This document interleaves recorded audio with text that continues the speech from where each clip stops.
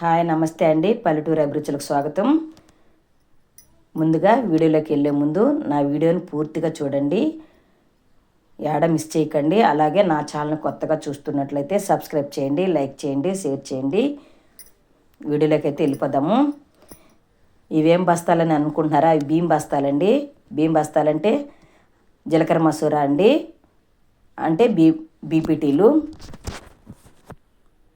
మార్చి నెల మొదటి వారంలో కోతలు అయితే కోసాం కదా, అవి రేట్లు లేక మేము ఎండబెట్టి స్టాక్ అయితే పెట్టుకున్నాము. ఇప్పుడు బియ్యం అడిగారు అందరూ, అందుకని దంపించుకొద్దామని మిల్లుకి తీసుకెళ్దామని మా వారు బియ్యం వడ్లు బస్తాలను అయితే ట్రాక్టర్లో వేస్తున్నాము. చూశారు కదా రైట్కి ఎంత కష్టమండి. వడ్లు బస్తాలు ట్రాక్టర్కి వేసుకుంటున్నాము. ట్రాక్టర్లు అయితే పోతున్నామండి. మాతో కూడా వేరే వాళ్ళు కూడా ఒక 5 మూటలు వేశారు. కొద్ది దూరం వెళ్ళాక మూట అయితే జారిపోయింది, దాన్ని ఆపి సరి చేసుకుంటున్నాము. నేను కూడా వెళ్తున్నాను, ఎందుకంటే 25 బస్తాలంటే ఇంచుమించు 50 బస్తాలు, 25 కేజీ బస్తాలు 50 వస్తాయి. అన్నీ అతనే చూసుకోవాలంటే కష్టము, అందువల్ల నేను కూడా వెళ్తున్నాను. మిల్లు అయితే మా ఊరికి 22 కిలోమీటర్ల దూరంలో ఉంది. ట్రాక్టర్లు అయితే వెళ్తున్నాము.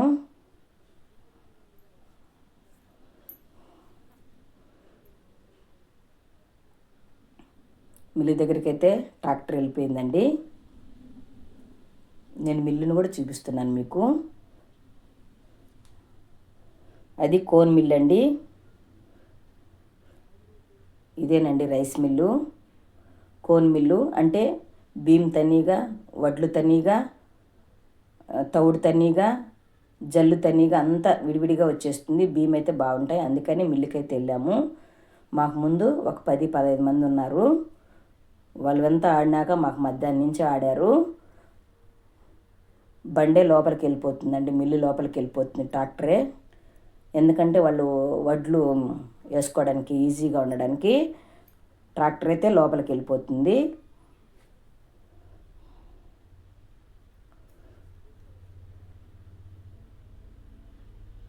బండి అయితే లోపలికి పోతుంది.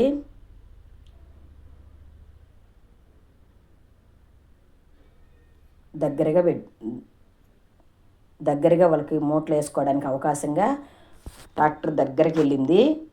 చూశారు కదండి వాళ్ళు ఎంత దగ్గరగా వేసుకుంటున్నారో. మూటలు వాళ్ళే వేసుకుంటారు, ఇక్కడైతే మనకు శ్రమ ఉండదు. బియ్యమే మనం వేసుకోవాలా. ఇక్కడ వేస్తారండి. ఇదే మిల్లు.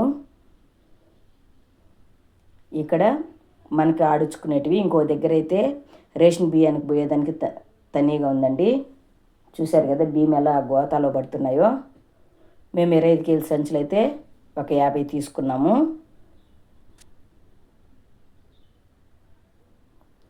వడ్లేసిన తర్వాత ఇక్కడ వస్తాయండి. ఇక్కడ ముడి బియ్యం లాగా వస్తాయి. ఇక్కడి నుంచి ఇక్కడికి వెళ్తాయండి. ఇక్కడ నూకలు వస్తాయి.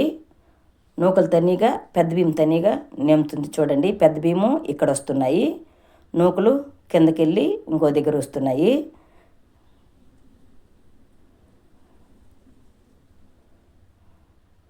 ఈడే బాగా నూకలంతా నేమేస్తుంది. రాళ్ళు కానీ ఏమి కానీ ఉండవు. రాళ్ళు తన్నీగా, తవుడు తన్నీగా వెళ్ళిపోతుంది. ఇది తవుడండి. తవుడైతే చాలా బాగుంటుంది, ఎందుకంటే బియ్యం పాలిసి పెడతాం కాబట్టి ఆ నూనె వస్తుంది. ఆ నూనె చాలా బాగుంటుంది చూడడానికి. ఆ నూనె తవుడు చాలా రేట్ ఎక్కువ. ఇక్కడైతే రేషన్ బియ్యానికి ఆడుతుందండి మామూలుగా. ఇప్పుడు మేము ఆడించుకునే దగ్గర మామూలుగా అందరూ 10 మూటలు 20 మూటలు ఆడించుకుంటారు కదా, ఇది ఇక్కడ ఆడించుకుంటారు. మా బియ్యం అయితే అయిపోయినాయి. ట్రాక్టర్కి వేసేసాము. రిటర్న్ అయితే తిరిగేసాము. రిటర్న్ వస్తున్నామండి. వర్షం వస్తుందని జోరుగా వస్తున్నాము, ఎందుకంటే పట్టలు ఎత్తుకోమాలేదు. వర్షం వస్తే మధ్యలో ఇబ్బంది, అందుకని ట్రాక్టర్ అయితే గబగబా వస్తుంది. మేమైతే ట్రాక్టర్లో కూర్చోన్నాము. ఇంటికైతే వచ్చేసామండి. ఇంటికైతే వేసుకున్నాము వడ్లు అంటున్నా సారీ బియ్యము ఇంటి దగ్గర అయితే వేసుకున్నాము. ఇంకా అడిగిన వాళ్ళకి 10 గోతాలు ఎత్తుకెళ్తామండి. అంతే అండి, వీడియో అయితే అయిపోయింది.